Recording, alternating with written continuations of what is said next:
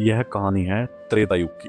जब धरती पर पाप और अत्याचार बढ़ रहे थे, तब अधर्म का नाश करने और धर्म की रक्षा के लिए तीन महाशक्तियों महाकाली, महालक्ष्मी और महासरस्वती ने अपनी सामूहिक ऊर्जा से एक अत्यंत दिव्य कन्या को जन्म दिया। यही कन्या आगे चलकर कहलाई माता वैष्णो देवी। दक्षिण भारत में रत्नाकर सागर के घर जन्मी इस कन्या का नाम वैष्णवी रखा गया। बचपन से ही वैष्णवी आम बच्चों से अलग थी। वे भगवान विष्णु की अनन्य भगत थी। भगवान विष्णु को अपने पति के रूप में पाने के लिए वे बहुत कम उम्र में ही सब कुछ छोड़कर समुद्र तट पर कठिन तपस्या करने लगी।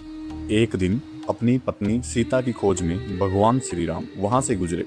वैष्णवी ने उन्हें पहचान लिया और उनसे विवाह का प्रस्ताव रखा। लेकिन श्री राम, जो इस अवतार में एक पत्नी व्रत का पालन कर रहे थे, उन्होंने वैष्णवी से कहा, इस जन्म में यह संभव नहीं, लेकिन कलयुग में मैं कल की अवतार लूंगा, तब मैं तुमसे विवाह करूंगा।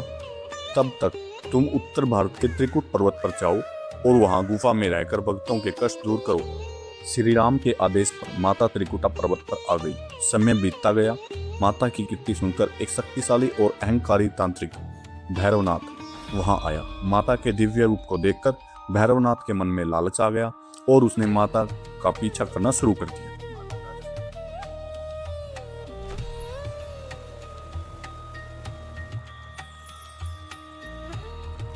भैरवनाथ से छिपने के लिए माता एक गुफा में प्रविष्ट हुई, जहां उन्होंने 9 महीने तक वैसे ही तपस्या की जैसे एक शिशु मां के गर्भ में रहती है। इसलिए इस गुफा को अर्धकुंवारी या गर्भजूम कहा जाता है। माता की रक्षा के लिए हनुमान जी वीर लंगूर के रूप में वहां तैनात थे। जब भैरवनाथ ने गुफा में घुसने की कोशिश की तो हनुमान जी ने उसे युद्ध के लिए ललकारा। आखिरकार माता का सब्र टूट गया। गुफा का दूसरा रास्ता बनाकर माता बाहर आई और उन्होंने महाकाली का रूप धारण किया। एक जोरदार हुंकार के साथ माता ने अपने त्रिशूल से भैरवनाथ का वध कर दिया। उसका सिर कटकर मुख्य भवन से 3 किलोमीटर दूर भैरव घाटी में जा गिरा। मरते समय भैरवनाथ को अपनी भूल का एहसास हुआ और उसने माता से क्षमा मांगी। दयालु माता ने उसे माफ करते हुए वरदान दिया, जो भी भक्त मेरे दर्शन करेगा उसकी यात्रा तब तक पूरी नहीं मानी जाएगी जब तक वह तुम्हारे दर्शन नहीं कर लेता।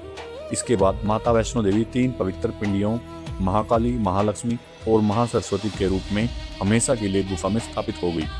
सदियां बीत गई, लेकिन आज भी जो भगत सच्चे दिल से माता को पुकारता है, माँ उसकी झोली खुशियों से भर देती है। अगर आपको माता की यह पावन कथा पसंद आई हो तो लाइक करें, कमेंट करें।